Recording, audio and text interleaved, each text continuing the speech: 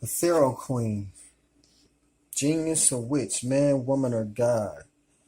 The Pharaoh Hatshepsut kept everyone guessing in 1460 BC. She sent mariners across the ocean to obtain Antiu and Emu from the mysterious land of Punt.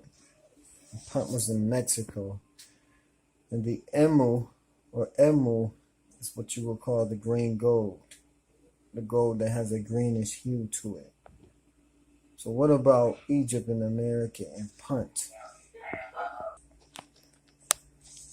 The inscriptions at Deir el-Bahari, pay attention to El, informs us that the expedition brought back from Punt exotic plants and trade goods that had never been seen in Egypt. So these things that they had brought back to from the Americas, they hadn't saw in Egypt or Somalia. And so Queen Hatshepsut announced the success of her overseas expedition and proclaimed her sovereignty over the lands of the setting sun. And so it is written in the hieroglyphs at Deir el-Bahari, since this land of mystery was situated across the Atlantic Ocean in the underworld, it is clear that the cryptic destination of Hatshepsut's mariners was in the New World. So it was in the Americas.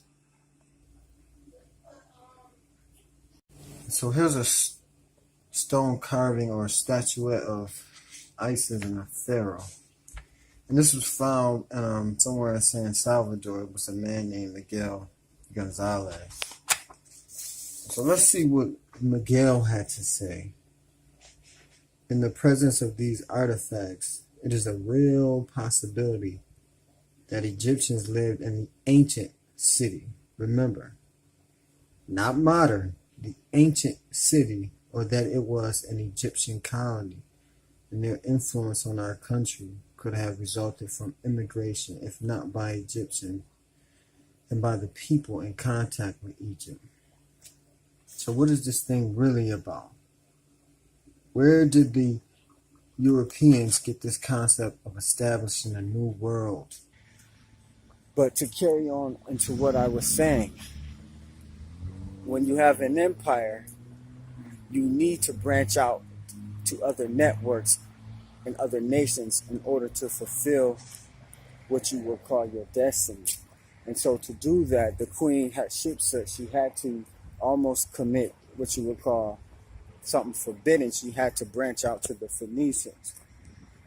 And so the reason she had to do that, because the Phoenician and the Minoan mariners, or the Phoenician seafarers, had the locations to the areas and the caves where the gold and the copper and the tin was stored in the Americas. They had the location of it. They called it the isles of gold and the isles of tin.